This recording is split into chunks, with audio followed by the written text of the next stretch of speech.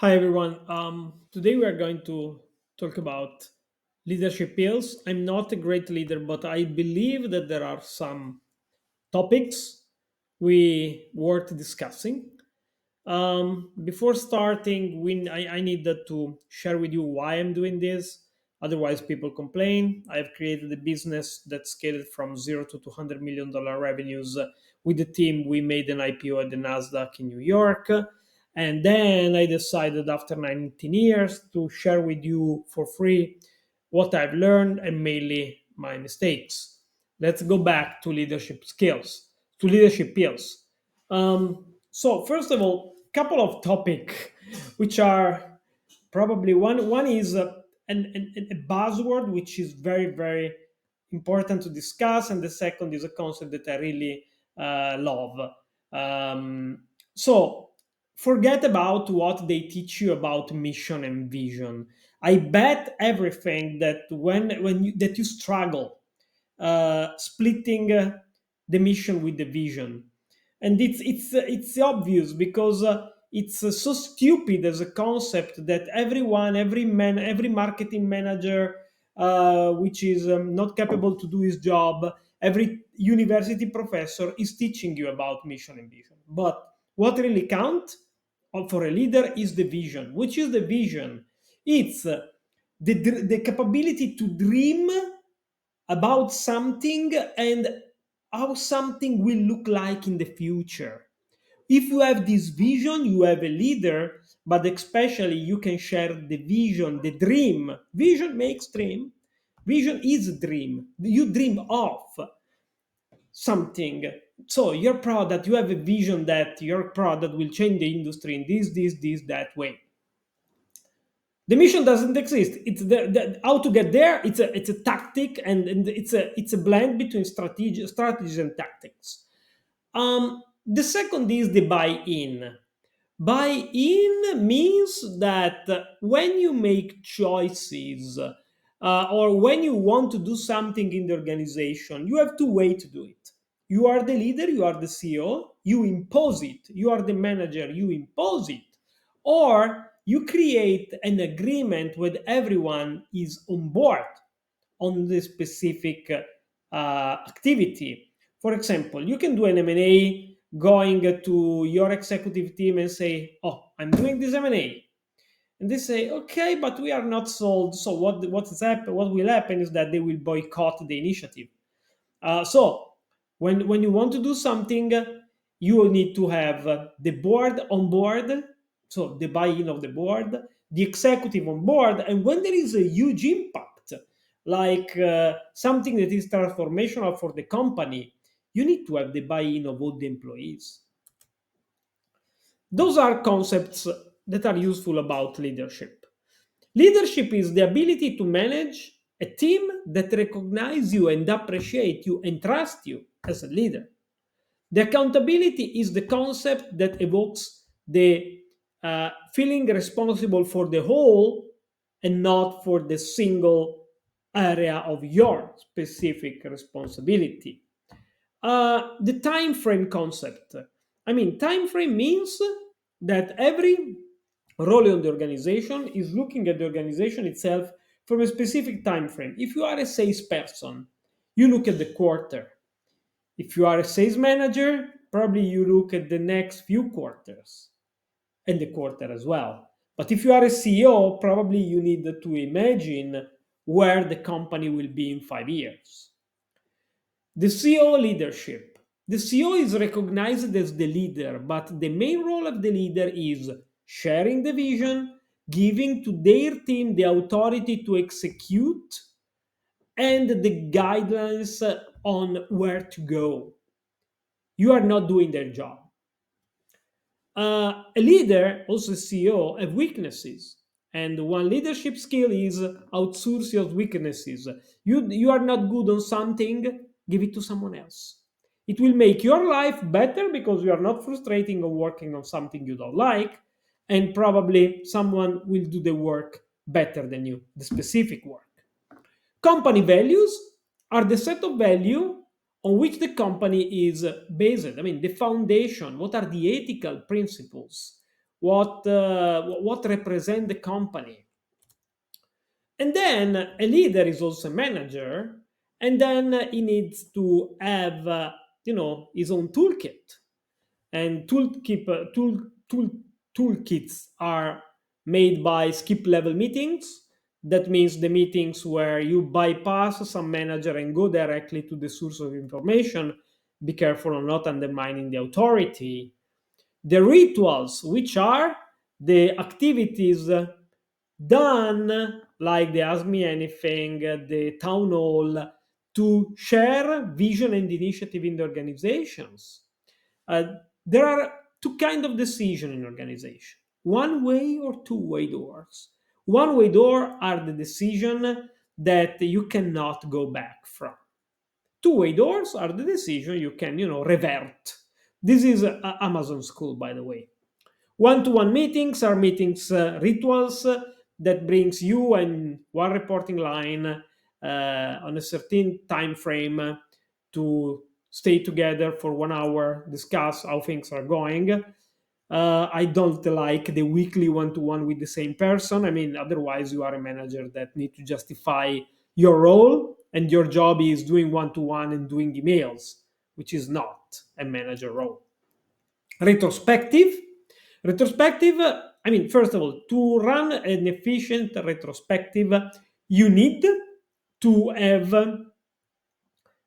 to be free from contingent activities, tactical activities, noise. And it's the moment where you look at specific actions and you learn from the mistakes you have made and the good things you have made in order to capitalize these and put it and implement it in the future in a better way. So it's a way to look to a specific event after it happened and once it's settled. 360 assessment, it's an HR thing that makes you a picture, like a radiography, a scan of you, asking specific question to your reporting line, if you are a CEO, to your executive and to your board, or what they think about you. It's a document for you only, but it's meant to put you in front of specific element that sometimes you are not, aware of, or you need, to reinforce the message to improve. I would like to give you uh, um, what to tell you what's the difference between accountability and responsibility. Accountability, feeling responsible for the whole. Responsibility, feeling responsible for their own duties only. And there is a nice example that I always use, which is you are clean. You are, I don't know, a person that clean the cinema after the movie, and there are some popcorn on the floor and you are cleaning it. Your responsibility is to clean it. But you see on the wall that the power plug is, falling down, and that there is the need of the electrician. If you feel responsible, it's not your responsibility to call the electrician because you just need to clean. But if you are accountable, you call the electrician and say, hey, look, I was cleaning, I have noticed this, we need to fix it. That's the concept of accountability. Those are the value we are using in Docebo. Simplicity, I mean, we want to make things simple. Accountability, which we discussed already. Togetherness, because it's a way to, I mean, it's the value of Docebo to put people together, to work as a team. Curiosity, because curiosity drives innovation, innovation itself, and the impact. We want to have impact on what we do, need to have an impact, a positive impact on the customer. Those are the 14 principles of Amazon. I mean, 14 principles are a lot, but I assure you that every Amazonian knows every principle and stick to every principle. I mean, it's a great job of Jeff Bezos doing such a complex job. And those are the mistakes to avoid. Mistakes to avoid means what are the leadership mistakes I have made? First of all, thinking that everyone has the same attitude as we do. I mean, every time I was speaking with someone, say, I'm speaking my own language because I'm sure that they will understand my way of thinking. People are different, and maybe you need to calibrate your way to speak with people and set your expectation based on the fact that they have different pattern to elaborate information and concepts. Imposing decision without buy-in, we discussed it already. Removing responsibilities from reporting line. What I mean, that if you have a reporting line and there is a problem, you have the duty to support them, but let them handle the problem and jump on it just 1 minute after they are close to die, to be overwhelmed by the problem. In this way, they are doing their own work and they don't rely on the fact that they can act softly because there is one leader or more leader that will jump and will do the job on their own, on the replacing the mid management or the reporting line. You need to have a strong reporting line, and one activity is please let them do their job. Not communicating the vision and direction. I mean, you need to put in place all the ritual, especially with the company scale, in order to distribute, to share information, to share vision, to create clarity, to share the direction we are going. This is very, very important. We discussed already about rituals. You know what I'm talking about.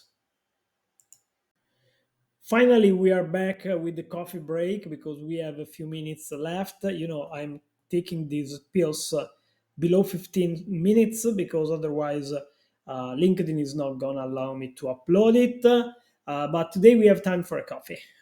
So we are going to discuss a couple of things. One is buy-in R&D. When you develop features, you at a certain level of complexity, and I will tell you later what I mean for complexity, you need the buy-in of many stakeholders. Cannot be only an R&D product affair. Why?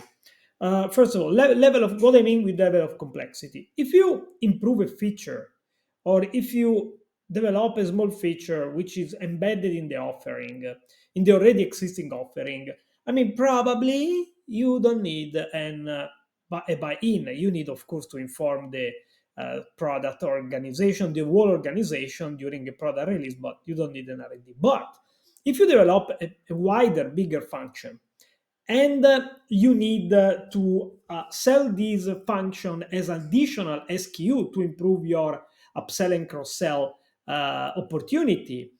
You before developing, you need the buy-in at least of the sales and marketing team. Otherwise, because otherwise, if they don't like it, because these new SKU makes the offer more complex, you will get some kind of boycott. Let's say the same for on a bigger scale when you build an adjacent product. So when your platform becomes a suite, the complexity is so big that you need also the buy-in from the board. It's an additional investment. It's a change of positioning and so on and so on. So you need buy-in in R&D. About skip level meetings. Skip level meeting means you go down the hierarchy, the organization chart to collect information. You do not go down to tell someone to do something. Do not let the skip level meeting become an opportunity to do micromanagement of the reporting line, of your reporting line, of your reporting line. So I don't have a big experience on M&A. If I'm not wrong, I have acquired just four companies. So I mean, based on this little experience, I will share what the little things I learned about acquiring companies.